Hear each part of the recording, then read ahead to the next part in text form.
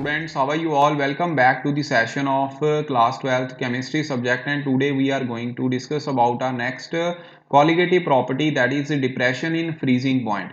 Okay, now first of all we should know what is freezing point. Freezing point is the temperature at which the solid and the liquid forms have the same vapor pressure. इसका मतलब freezing point क्या है? वो temperature है जिस temperature पे किसी भी सब्सटेंस का सॉलिड फॉर्म में और लिक्विड फॉर्म में उनका वेपर प्रेशर जो है वो सेम होता है। ठीक है, इसको ग्राफिकली रिप्रेजेंट करते हैं और इसको समझने की कोशिश करते हैं कि फ्रीजिंग पॉइंट एक्चुअल में है क्या। ठीक है, सपोज आपका ग्राफ है यहाँ पे टेम्परेचर और वेपर प्रेशर के रिलेटेड। ठीक है, क्योंकि फ्रीजिंग पॉइंट वो है वो टेम्परेचर और वेपर प्रेशर में ही रिलेट कर रहा है। ठीक है, सपोज आपके पास कोई लिक्विड है, उस लिक्विड का किसी टेम्परेचर पे, ये टेम्परेचर पे इतना वेपर प्रेशर है। ठीक है, कितना है वेपर प्रेशर? ये वाला। ठीक है, अब बच्चे जैसे जैसे हम टेम्परेचर कम करेंगे, क्योंकि हमने क्या है यहाँ से लिक्विड से सॉलिड स्टेट में जाना है। ठीक है, फ्रीज करना है ना लिक्विड को, तो वहां पे वेपर प्रेशर उसका क्या है, डिक्रीज करेगा ऐसे। ठीक है, डिक्रीज करेगा।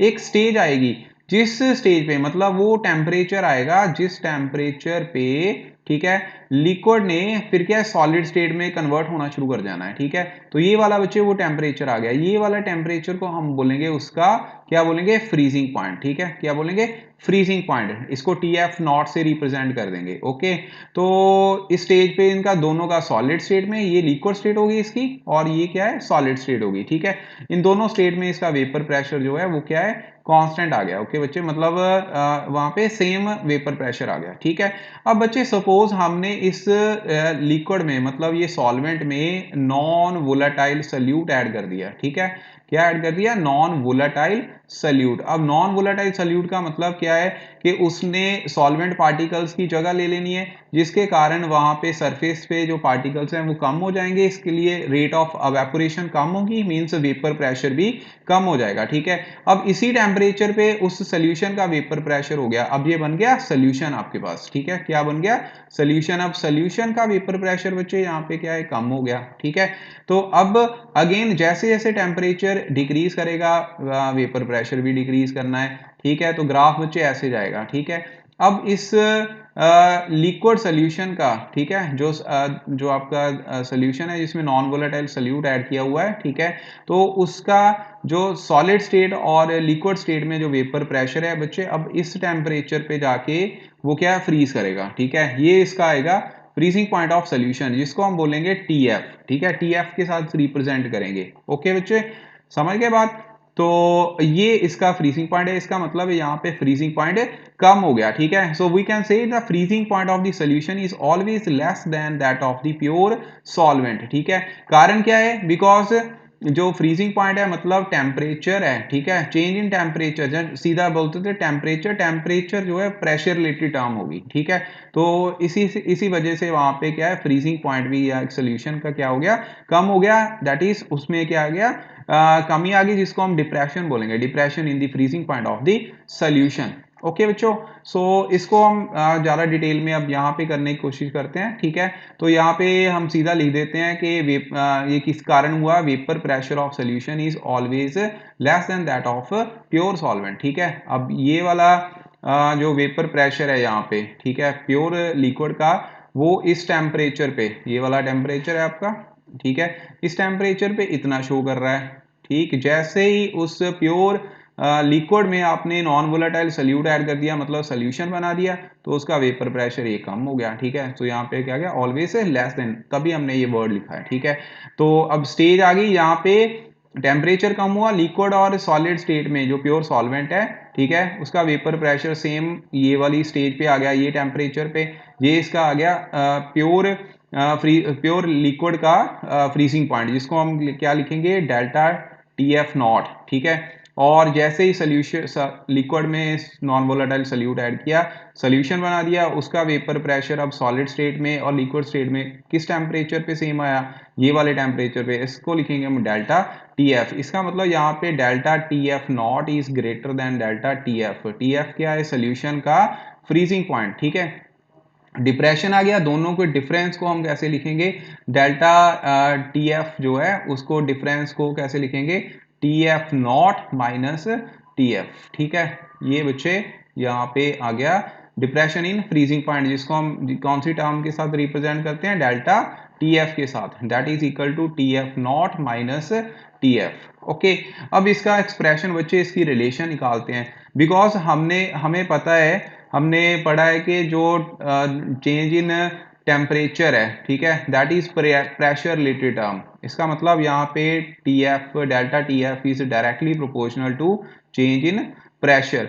और बच्चों ये भी पता है हमें कि जो चेंज इन प्रेशर है that is directly proportional to XB। इसका मतलब delta TF is directly proportional आ गया XB, वेयर XB इज, ये क्या है बच्चे, ये मोल फ्रैक्शन है, किसकी है बच्चे, मोल फ्रैक्शन ऑफ सल्यूट की। मतलब जितना ज्यादा सल्यूट डालोगे उतना जो है टेम्परेचर वहां पे क्या है, डिप्रेशन इन फ्रीजिंग पॉइंट वहां पे आएगा। ठीक है, अब बच्चे प्रोपोर्शनलिटी साइन अगर हम हटाते हैं तो there will be a constant. ठीक है, अब बच्चे XB की वैल्यू आप सभी को पता है, कैसे लिखते हैं, XB is equal to NB divide by NA plus NB, because binary solution है तो NA प्लस NB यहाँ पे आएगा। ठीक है, अब बच्चे ये है डाइल्यूट सोल्यूशन। ठीक है, कॉलिगेटिव प्रॉपर्टी जो है वो हम डिफाइन करते हैं फॉर दी डाइल्यूट सोल्यूशन। इसका मतलब यहाँ पे जो टर्म है Na प्लस NB, उसको हम अप्रोक्सीमेटली क्या लिख देंगे, Na के, मतलब नीचे में डिनोमिनेटर में NB को हम निग्लेक्ट कर देंगे। ठीक है, तो इसका मतलब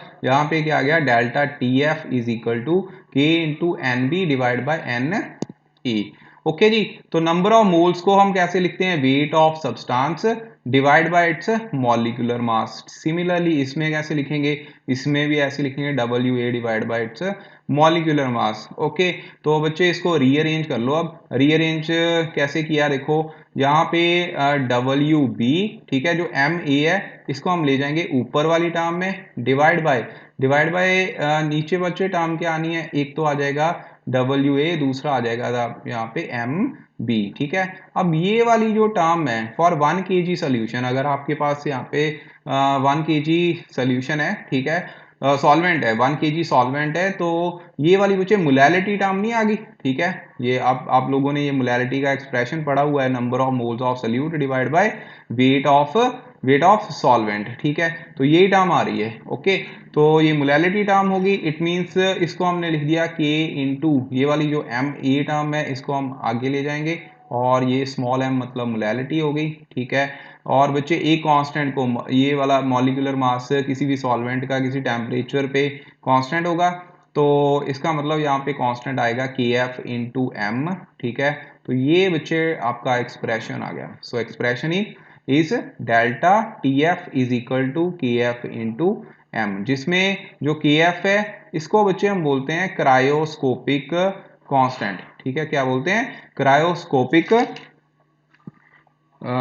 कांस्टेंट। ठीक है, जहां मोलल क्रायोस्कोपिक कांस्टेंट भी बोल देते हैं। ठीक है, मोलल क्रायोस्कोपिक कांस्टेंट। ठीक है, जहां फिर एक और नाम होता है, इसको बोलते हैं molal freezing point, molal freezing point depression constant. ठीक है, ये भी आप यहाँ पे लिख सकते हो, ये दोनों नाम है किसके, KF के। ठीक है, और इसको डिफाइन करना हो अगर, तो बच्चे हम क्या करेंगे, फॉर 1 मोलर सोल्यूशन जो KF है that will be equal to depression in freezing point. ठीक है, इसके इक्वल आ जाएगा। ओके जी, अब बच्चे ये रिलेशन आप लोगों ने सभी ने अब याद रखनी है। ठीक है, रिलेशन कौन सा आ गया, रिलेशन को हम दोबारा लिख लेते हैं, जो बच्चे न्यूमेरिकल्स में यूज होगी, तो relation is delta TF is equal to क्या आ गया बच्चे, KF इंटू यहाँ पे क्या आ गया, मोलैलिटी। ठीक है, और मोलैलिटी को कैसे लिखते हैं हम, number of moles of solute particle. अगर वो ग्राम्स में दिया हुआ है सॉल्वेंट का वेट, तो 1000 के साथ मल्टीप्लाई हो जाना, और नीचे कौन सी टर्म आनी है, अब नीचे आएगा बच्चे molecular mass of solute and weight of solvent. So this is the expression to find to solve the numericals. ये आप लोगों ने याद रखना है। ओके बच्चों, वेरी इंपॉर्टेंट ये फार्मूला है, और +2 में इसके रिलेटेड बच्चे क्वेश्चन जो है न्यूमेरिकल पोर्शन आते हैं, वो आपको पेपर में जरूर आएंगे। ठीक है, तो ये इसमें क्या है, मॉलिक्यूलर मास निकालना हो सकता है, या फिर मास ऑफ द सोल्यूट निकालना हो सकता है। ठीक है, या डिप्रेशन इन फ्रीजिंग पॉइंट निकालना हो सकता है, मतलब ये तीनों चीजें आपको निकालनी आ सकती हैं। ठीक है, KF भी कई बार निकालना पूछ लेते हैं। और अगर हम के एफ के यूनिट की बात करें तो बच्चे यूनिट कैसे निकालेंगे, देखो टेम्परेचर टर्म है और डिवाइड बाय मोलैलिटी टर्म है, ठीक है। टेम्परेचर के यूनिट होते हैं केल्विन और नीचे क्या होता है देखो मोल पर केजी, ठीक है। तो इसमें क्या आ गया केल्विन केजी पर मोल, ठीक है। सो this is the unit of के एफ के यूनिट ये वाले होंगे, ओके। अब बच्चे इनकी एप्लीकेशन है, एप्लीकेशन कहाँ पे हम यूज करते हैं, देखो जो व्हीकल्स हैं जो कोल्ड कंट्रीज में, ठीक है, जैसे कनाडा जैसे देशों में जो व्हीकल्स रन करते हैं उसमें हम क्या है नॉन वोलेटाइल कोई सल्यूट ऐड करते हैं लाइक इथाइल ग्लाइकोल, ठीक है। इथाइलिन ग्लाइकोल ये वाटर में ऐड होता है रेडिएटर्स ऑफ कार में या ट्रक्स में। कारण क्या है ये उस लिक्विड का यानी कि पानी का वहां पे फ्रीजिंग पॉइंट जो है डिप्रेस कर देता है, ठीक है, कम कर देता है, जिसके कारण क्या होता है वहां पे फॉर्मेशन ऑफ आइस से वो बच जाता है पानी, जिसके कारण रेडिएटर जो है सेफ रहते हैं, ठीक है। और सड़क पे जहाँ पे बर्फ जमी होती है, ठीक है, वहां पे बच्चे कई बार नमक स्प्रिंकल करते हैं, ठीक है। तो वो भी क्या है फ्रीजिंग पॉइंट स्नो का क्या है कम कर देते हैं या चेंज कर देते हैं उसको लिक्विड फॉर्म में, ठीक है। Hence prevent the blockage of roads, ऐसे फिर रोड्स जो है ब्लॉक करने से रुक जाती हैं, ठीक है। So these are the application. इसको हम बच्चे एंटी फ्रीजिंग एजेंट्स बोल देते हैं, ठीक है। जो भी सॉल्वेंट जो डिप्रेस करता है फ्रीजिंग पॉइंट किसी भी सॉल्वेंट का, यहाँ पे सब्सटेंस कर लेना, ये जो भी सब्सटेंसेस जो फ्रीजिंग पॉइंट किसी भी सॉल्वेंट के डिप्रेस करते हैं तो उनको हम बोलते हैं एंटी फ्रीजिंग एजेंट्स, ठीक है। एग्जांपल इसमें आ गई इथाइलिन ग्लाइकोल, ये न्यूमेरिकल्स में भी आएगा नेम इथाइलिन ग्लाइकोल आपको, ठीक है। तो इसके न्यूमेरिकल्स जो है बच्चे नेक्स्ट वीडियो में हम करेंगे, ओके बच्चे, thank you so much, bye bye, take care, love you all.